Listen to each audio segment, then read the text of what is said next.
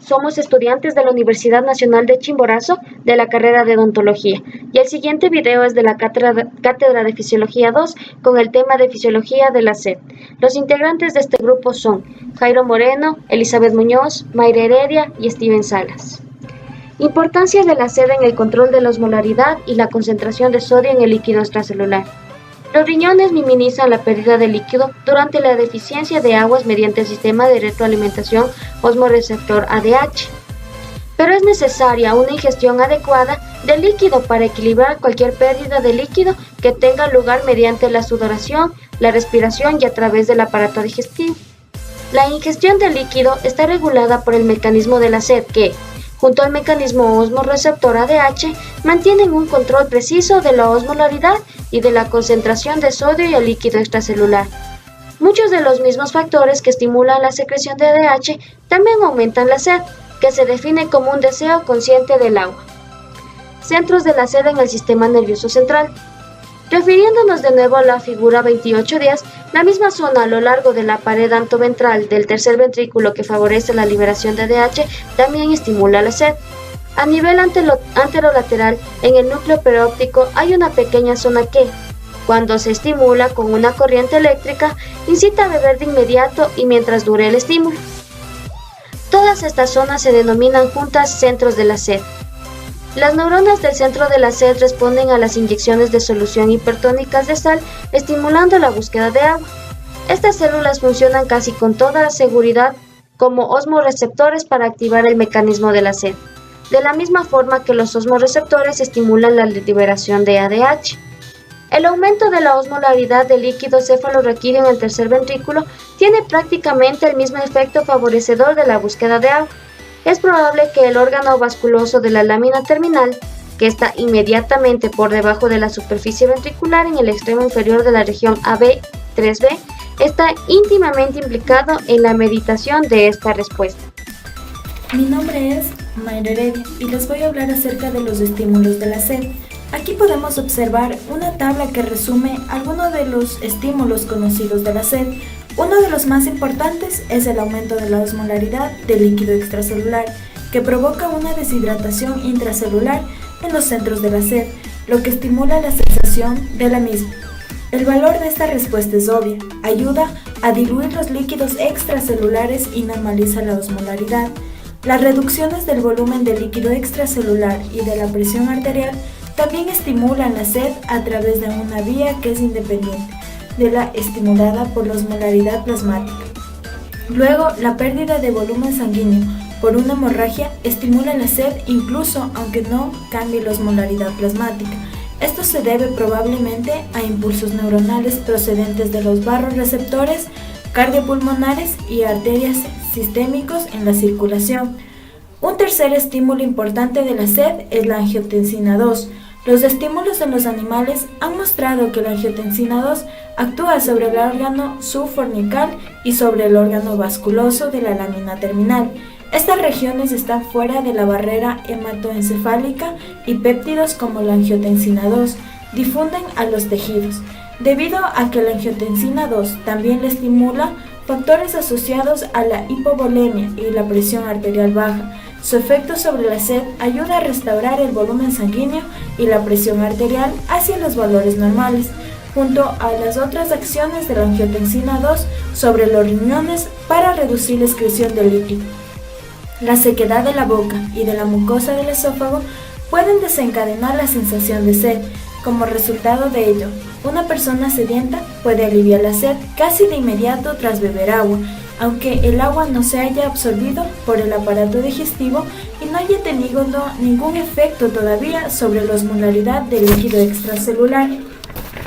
Los estímulos digestivos y faringios influyen en la sed en animales que tienen una abertura esofágica al exterior de forma que el agua nunca se absorbe hacia la sangre. La sed se alivia parcialmente tras beber, aunque el alivio es solo temporal. Además, la distensión digestiva puede aliviar en gran parte la sed. Por ejemplo, el inflado simple de un balón en el estómago puede aliviar la sed, pero el alivio de la sensación de sed a través de mecanismos digestivos o faringios dura poco.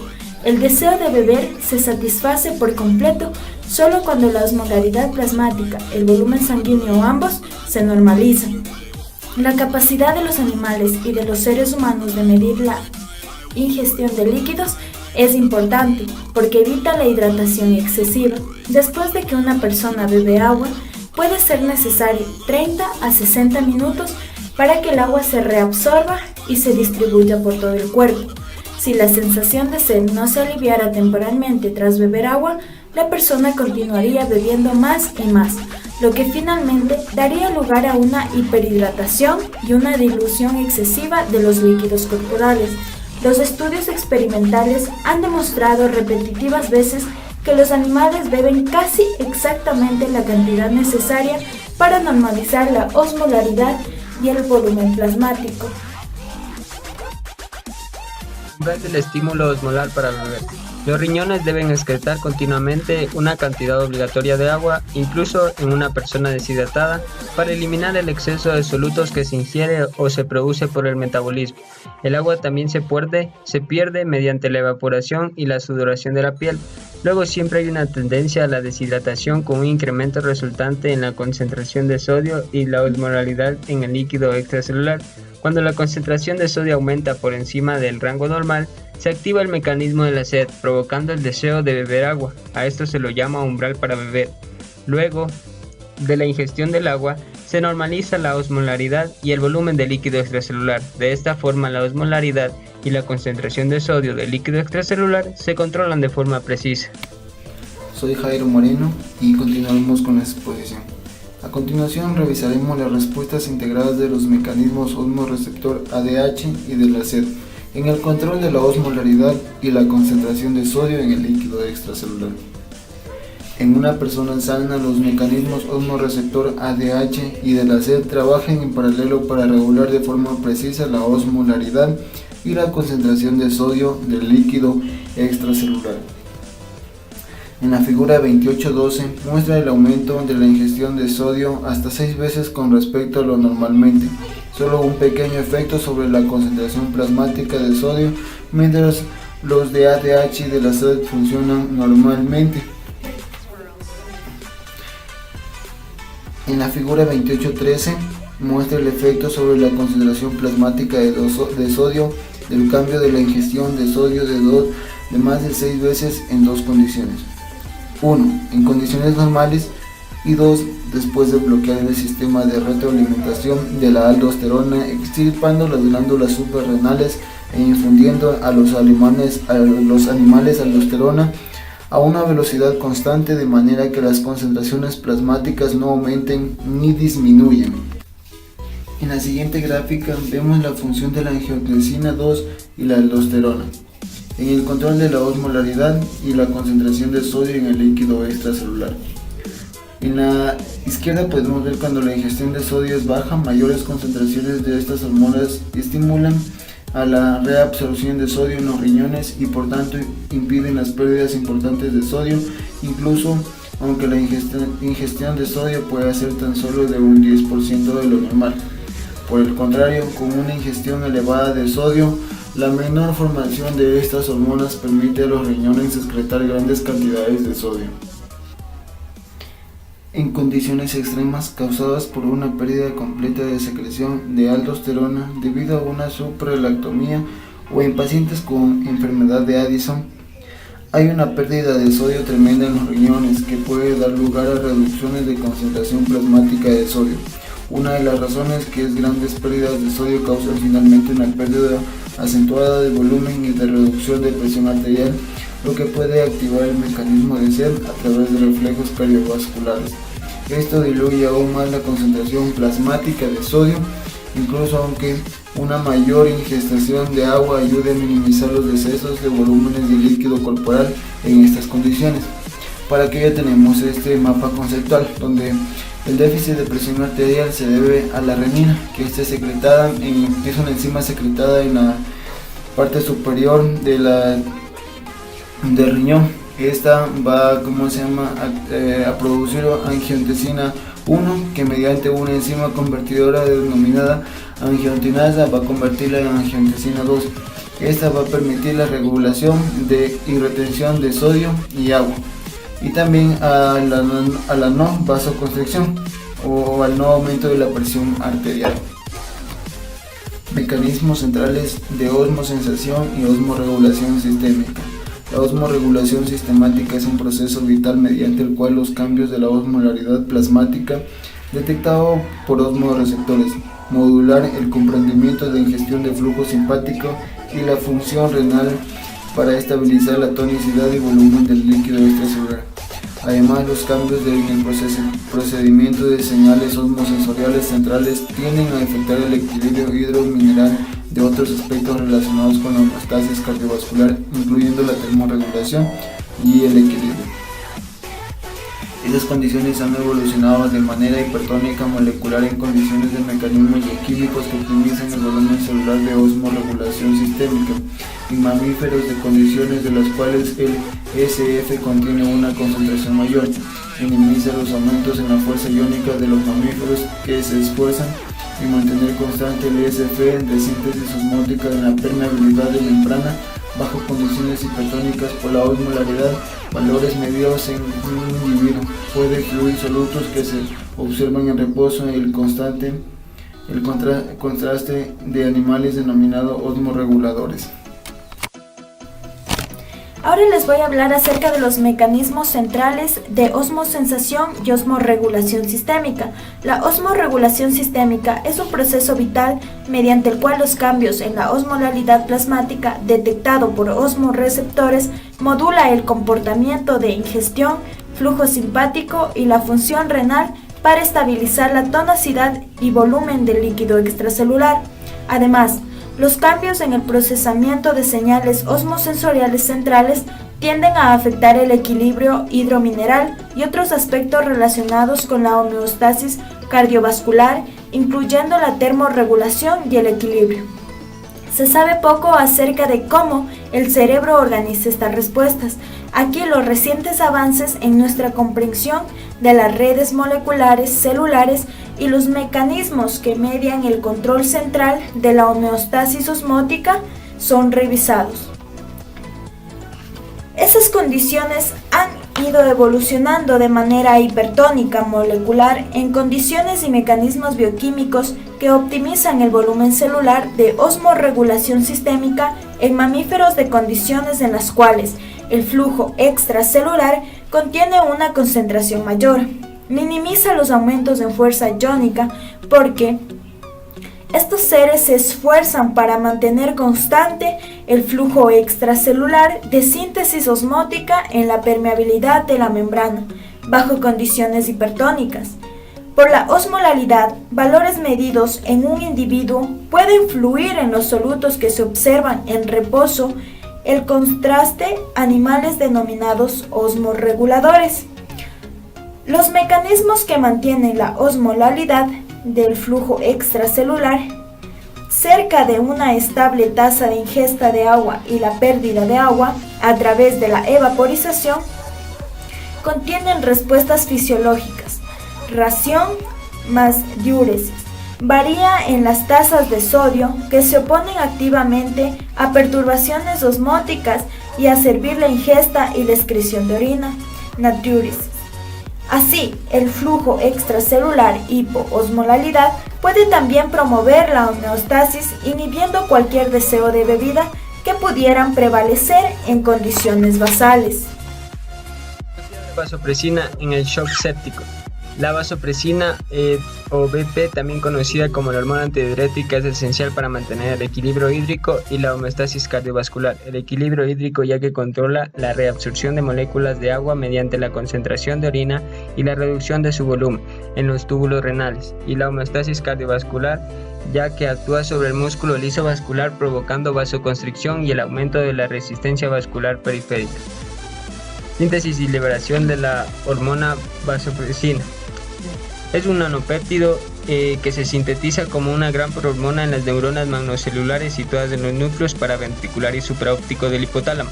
A continuación migra a través del tracto supraóptico y profisario a los terminales axonales de las neuronas magnocelulares situados en los paras nerviosos de la hipófisis posterior, donde se almacena en forma de gránulos y se libera, y la velocidad de liberación aumenta a medida que las frecuencias de los potenciales de acción estimulantes de estas neuronas aumenten.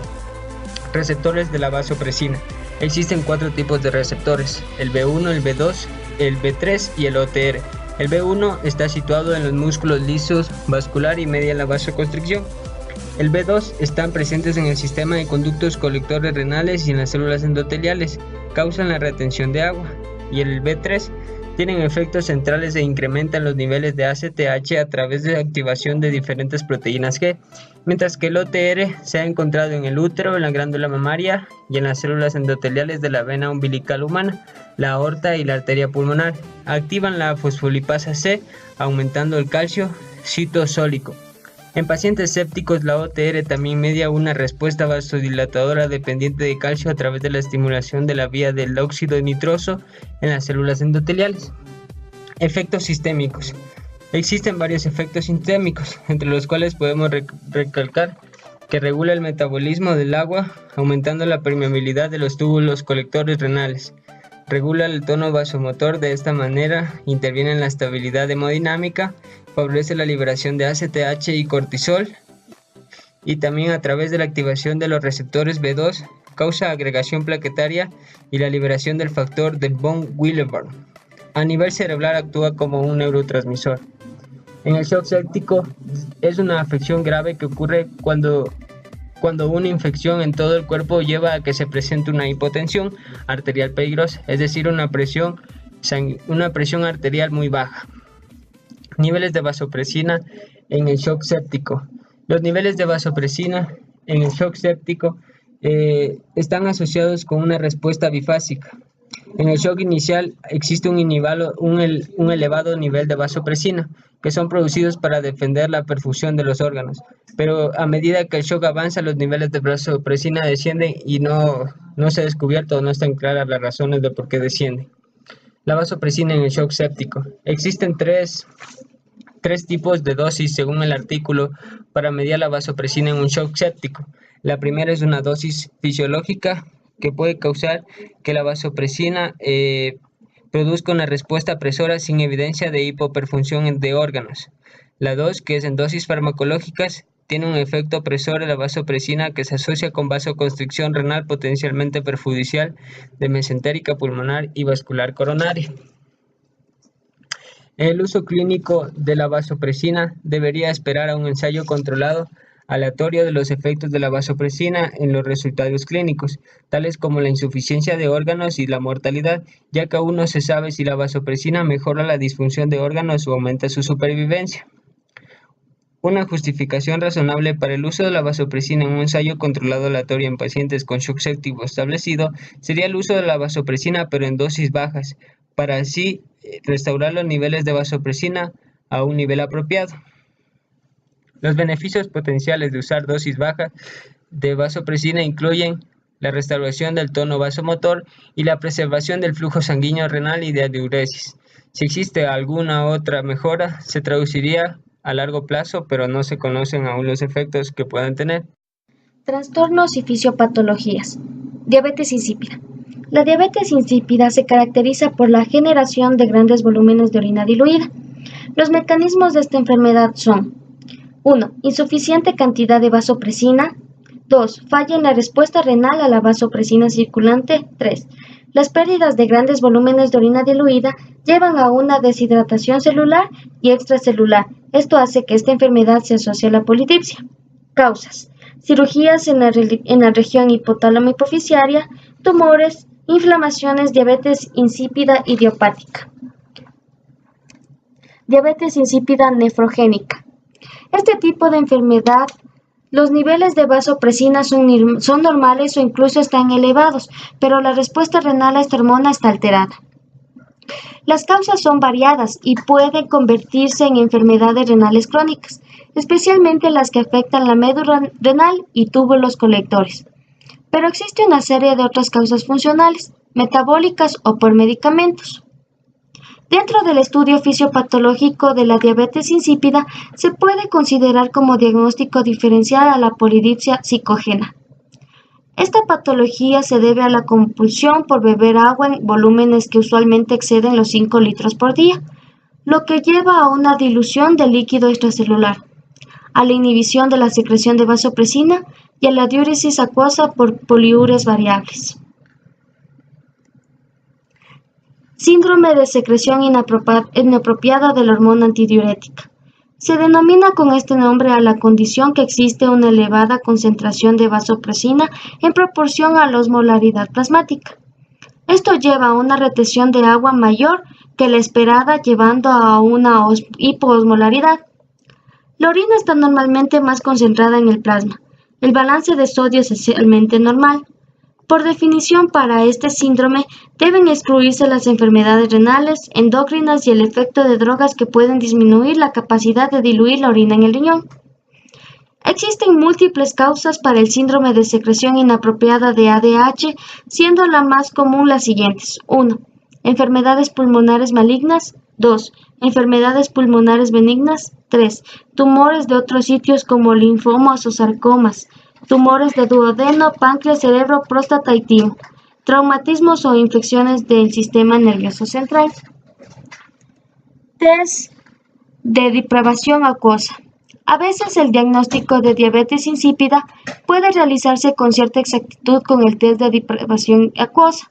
Los pacientes son privados de agua hasta que la osmolaridad urinaria sea máxima, es decir, aumenten menos de 30 moles por kilogramo en una hora. Se determina la osmolaridad plasmática y se administra 5 unidades de vasopresina acuosa. Se determinará posteriormente la osmolaridad urinaria 60 minutos después. Los pacientes con diabetes insípida requieren solo unas 3 horas para obtener una concentración máxima de orina, mientras que los otros pacientes deben ser privados 16 o 18 horas para obtener la concentración máxima urinaria.